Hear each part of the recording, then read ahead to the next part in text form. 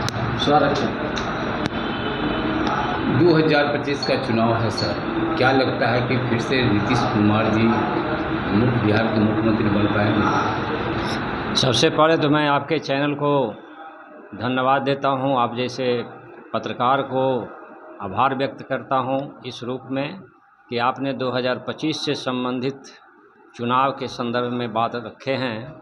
तो निश्चित रूप से अभी जो हमारे बिहार की विषय वस्तु का स्थिति है उसे देखते हुए ऐसा प्रतीत हो रहा है कि येन केन प्रकारेण जैसे भी हो नीतीश कुमार पुनः सत्ता में आ रहे हैं। क्या लगता है जिस तरह से अभी विपक्ष भी कर रहे हैं कि नीतीश को जो है मुख्यमंत्री रिटायर कर देना चाहिए, रिटायर हो गए हैं, और विपक्ष का जो एक कहना है? विपक्ष तो कुछ न कुछ बात हवा में उछालते रहता है, चूँकि वह विपक्ष की राजनीति करता है। तो निश्चित रूप से यह कि नीतीश कुमार रिटायर हो रहे हैं, रिटायर शारीरिक रूप से हो सकते हैं लेकिन मेंटली रूप से अभी रिटायर नहीं हैं, चूँकि इनके पास जितना अद्भुत क्षमता अभी राजनीति का है, शायद ही बिहार में कोई ऐसे राजनीतिज्ञ हैं जिनके पास ये कला और स्थिति है कि इस बिहार को संभाल सकते हैं।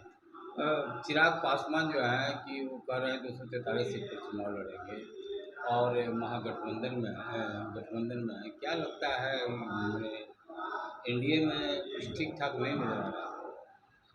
अभी वर्तमान स्थिति में उनका भी एक मुद्दा है कि बिहार में 243 सीट पर हम लड़ने जा रहे हैं, लेकिन ऐसा संभव नहीं है। अगर उनको लड़ना ही होता तो पिछले चुनाव में ही 243 पर आ जाते, लेकिन ये अपने पिताजी के दिए हुए विरासत के रूप में सामने हैं, तो ये इन बात को लेके चलते हैं। इनके बहुत सारे कार्यकर्ता आज रिटायर हो रहे हैं इसीलिए कि इनका नीति और पॉलिसी सही नहीं है। ये केवल परिवारवाद की राजनीति में सिमट गए हैं।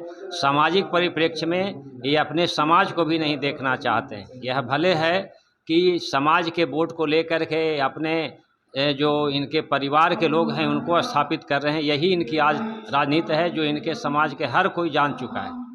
20 को जो है प्रधानमंत्री आ रहे हैं, बिहार में दौरा कर रहे हैं, बार बार बिहार की दौरा हो रही है और विपक्ष भी इस पर सवाल डाला जा रहा है कि मोदी जी घबरा गए हैं बिहार से, इसी लेकर के बार बार उनको मोदी जी घबरा नहीं गए हैं, बल्कि अभी जो वर्तमान स्थिति है बिहार में ऐसे ऐसे योजनाओं को ये लाकर दे रहे हैं ताकि बिहार की जनता इनसे प्रभावित होकर के इनके पक्ष में वोटिंग करे। सच्चाई ये है, भले विपक्ष के लोग यह कहें कि घबरा गए हैं, डर गए हैं, अनदर कुछ भी कहें, लेकिन सच यही है कि चुनाव के लिए चुनाव का सारा तैयारी करके ही अपने आप को स्थापित करना चाह रहे हैं, इसीलिए बार बार बिहार आ रहे हैं और नई नई योजनाओं के संदर्भ में समझ बूझ करके उस योजना को क्रियान्वित करने के लिए फंड की व्यवस्था कर रहे हैं। और चूँकि चुनाव नज़दीक है, चुनाव की घोषणा होने के बाद ये नहीं कर पाएंगे ऐसा, इसीलिए पहले ही सारे चीज़ को ये बिहार में करके जनता के बीच में जाना चाह रहे हैं।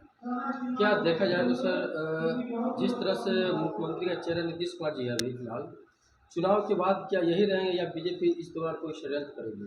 अन्य राज्यों की अपेक्षा देखा जाए तो इस तरह का हाल हो? बिहार में बीजेपी को मुख्यमंत्री के चेहरा के रूप में यही एक आदमी सुटेबल झलक रहे हैं और यही मुख्यमंत्री रहेंगे, चूँकि इनके अलावा बीजेपी के पास में कोई विकल्प ही नहीं है। अगर ऐसा नहीं करेंगे तो जैसे ही नीतीश कुमार को मुख्यमंत्री से अलग करने की बात सोचते हैं या करते हैं तो सेंट्रल की सरकार निश्चित रूप से गिर जाएगी। यह आप पत्रकार हैं, समझ लीजिए, गिरा ही दिया जाएगा सेंट्रल के सरकार को। इसीलिए भूल करके भी बीजेपी ऐसा नहीं करने जा रही है। कहने का मतलब है सर कि मुख्यमंत्री अगर बीजेपी नहीं बनाएगी नीतीश कुमार को तो सेंट्रल के सरकार नीतीश कुमार गिरा देंगे क्या? हाँ, गिरा ही देंगे, इसमें दो मत नहीं है। इसीलिए कि सेंट्रल में इनका स्थिति बहुत अच्छा नहीं है, इसीलिए ये चाह करके भी नीतीश कुमार को बिहार के सत्ता या मुख्यमंत्री के पद से हटा ही नहीं सकते हैं। आगे भी चेहरा बनाएंगे तभी फिर से एक बार सत्ता में आ सकते हैं। और हमारा जहाँ तक राजनीतिक समझ है तो अगर बिहार में बीजेपी कुछ भी करेगा तो दूसरे तरफ इनके पक्ष में लालू जी सामने खड़े हैं, तो बुला रहे हैं, लेकिन जहाँ तक राजनीति के काम की बात है वहाँ पर ये सजग और सतर्क हैं, इसीलिए इनके साथ है।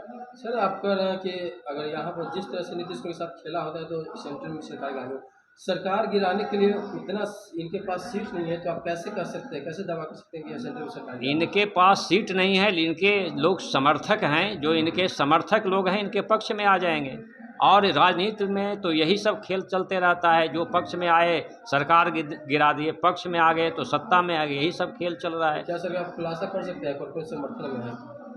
अब खुलासा की बात तो आप चूँकि पत्रकार हैं तो आप देख ही रहे हैं कि कौन इनके साथ में हैं और कौन इनसे विचलित हैं, और अगर जो साथ में हैं तो कह करके भी साथ में है, या राजनीति में सब कुछ बाहर प्रकाशित नहीं किया जाता है, अंदर की बात सब चलते रहता है, यही राजनीति है। कहीं इशारों में चंद्रबाबू नायडू की तरफ कोई इशारा नहीं कर रहा है? हाँ, हमारा इशारा भी है और समझ भी आप रहे हैं कि चंद्रबाबू नायडू इनके पक्ष में है, और जब चाहेंगे, जिस दिन चाहेंगे, चंद्रबाबू नायडू को लेकर के और सरकार को गिरा ही सकते हैं। ये प्रधानमंत्री भी जानते हैं और हमारे देश के अनंत लोग भी जानते हैं जो राजनीति करने वाले हैं कि किसी भी समय नीतीश कुमार बगावत करके गिरा ही सकते हैं। मैं अशोक कुमार, जदयू महानगर पटना उपाध्यक्ष।